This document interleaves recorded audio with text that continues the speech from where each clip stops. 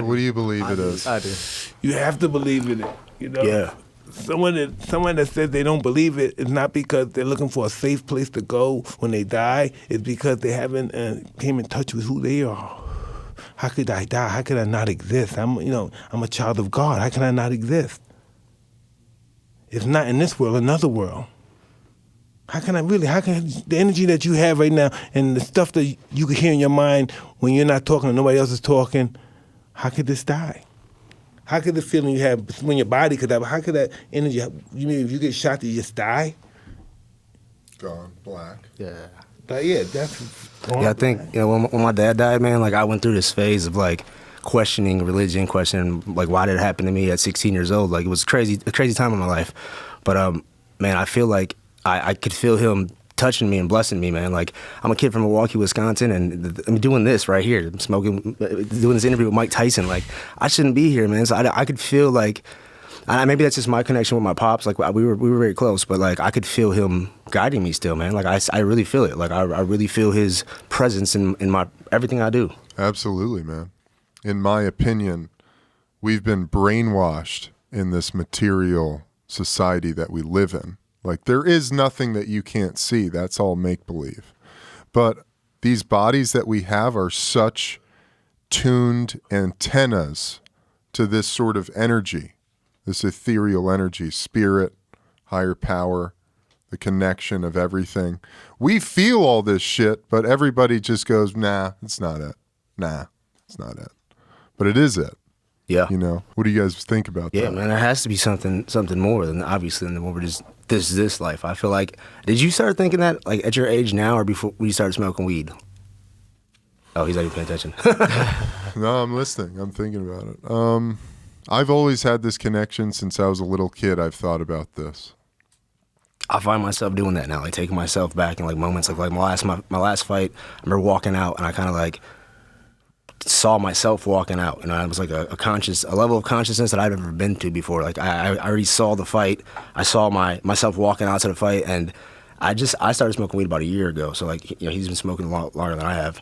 So once I started smoking weed, I feel like it opened this level of consciousness up. Like when I train now, I could see the mistakes I'm making. I could see like the things I need to change. So like I was wondering if like weed helped you with that, or is that something? What age? Maybe it's age. I don't even know. It could be an age thing too. I think weed, cannabis is a tool I use frequently because it puts me in a state of consciousness where I have access to information like what you're talking about.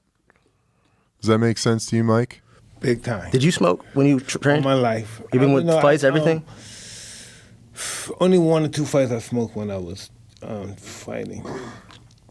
Did it help, or did you I thought it helped. I beat the fucking shit Man, out of I swear, the sleep you get from weed and like just the recovery you get, I feel like it's Dude, huge. It's powerful. Mike's talked about it before. I mean, he broke this dude's fucking spine, right? He broke a vertebrae. Fucked them up. Listen, before I started smoking weed and stuff, right, I used to get in fights all the fucking time. Out of the ring. Yeah, all the fucking time. Yeah. All the fucking time. I was getting in a fight with the fighter's brother. Somebody out of the crew. Damn. Fucking shit. Animal. Did you feel like intuitively, Mike, weed was always something that made you feel better?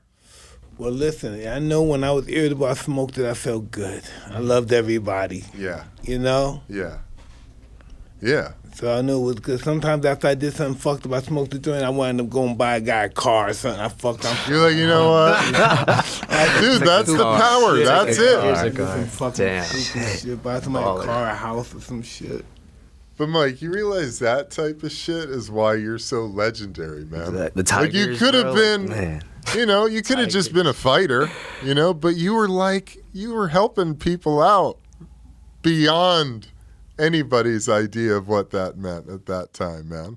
No, it was just that I had so much, and I thought that this is my mindset, right? I said, maybe somebody needed something. What do you need? A car. Let's say it's the big, a car, or apartment, or something, whatever you need that, and I had so much, and I said, but in my mind, I would say, is that all I have to give you to own you or to fuck you or something?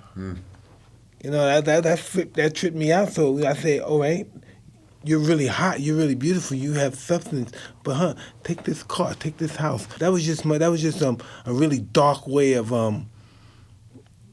understanding humanity. You take this and I own you. You take this, I want you. It was never anything connection, no connection with my emotion. The only emotion was my dick. Man. Yeah, so sounds like. Yeah, it makes sense, man. And I say, as I get older, I said, why couldn't you just give it to them instead of fucking them? That's real fucking. But I was just a young kid, and I didn't know how to talk to no fucking girl.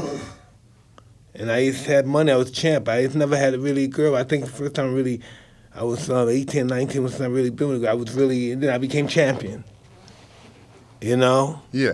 I didn't know what it was. Take this. I felt guilty giving the people giving me all this pussy and shit for free. Take this. Take this. Yeah. Take this. That makes sense. It was crazy. Well, you did that with girls, but you also were doing that for other reasons with dudes like The Game. Yeah. Like bringing young rappers on and just like helping them out and showing them. That's because you see these guys, they were poor, they didn't have no money. I used to be poor Right, like so you that. just wanted to treat 'em. Check this out, let's get in here. You have this suite, call in here your girl, you can do whatever you want, everything's on the house, order anything, it's live your life. And that's so awesome. I never understood how could you be somebody like me that come from where I came from and have so fucking much and the fucking guy next to you don't got shit. Yeah. A guy you hung out with, a guy you probably we got high together, drank together, hung out, and he don't got shit. Oh, that fucking rips my soul apart. I don't even think life is fucking fair. Life can't be fair. There can't be a fucking God. Yes. I know that feeling, man. I did shit all my life, really bad shit. This guy's never done nothing. He never stole a loaf, but it's always been good his whole life. He never has nothing. He has nothing. That was just my mentality. That's how I thought that. I never said, what the fuck? Yeah. I'm nobody. What the fuck do I got this shit? All that shit I did, I felt guilty having all this stuff. Yeah. It's awesome, though. That's That's awesome. deep, man. That's just That's awesome. I don't know if you're giving back. I used to know what to do. I gave a lot away too, man. I used to be away, right? Yeah. And I used to come back to my neighborhood and I used to say, fuck, this is where I'm from. This shit is it's sickening. So I used to, come on, man, let's get some money. Let's get dressed. Let's go wild. Let's get some cars. Let's buy us a clubhouse, man. Get us an awesome fucking apartment building. Let's do some shit, man, before we die. Yeah. Get a fucking room full of fucking naked girls and just go for it. My friends have never done anything like that. Don't care how tough they are, gangsters, how many people they killed. They've never been in a room with a bunch of naked and beautiful women. They never done anything like that. I'm talking about these guys are killing people every day. They're shooting outs every day in the street, watching their block. These guys that were so uncomfortable. Yeah. With a bunch of naked women around them. They were so fucking uncomfortable. You would think they would take their clothes. They were like, fuck. They kept their clothes. What the fuck's going on, Mike? Where the cameras at? What the fuck's going on, Mike? Set me up. Yeah, something. They don't know what. They weren't like happy. They were like, whoa, what the fuck's going on, man? Yeah. Because it was just a shock. They had no idea. Yo, That's a baby, trip, what's up, bro. shorty? What about aliens? What about aliens? Yo. You think aliens You exist? remember in Canada when we Listen. saw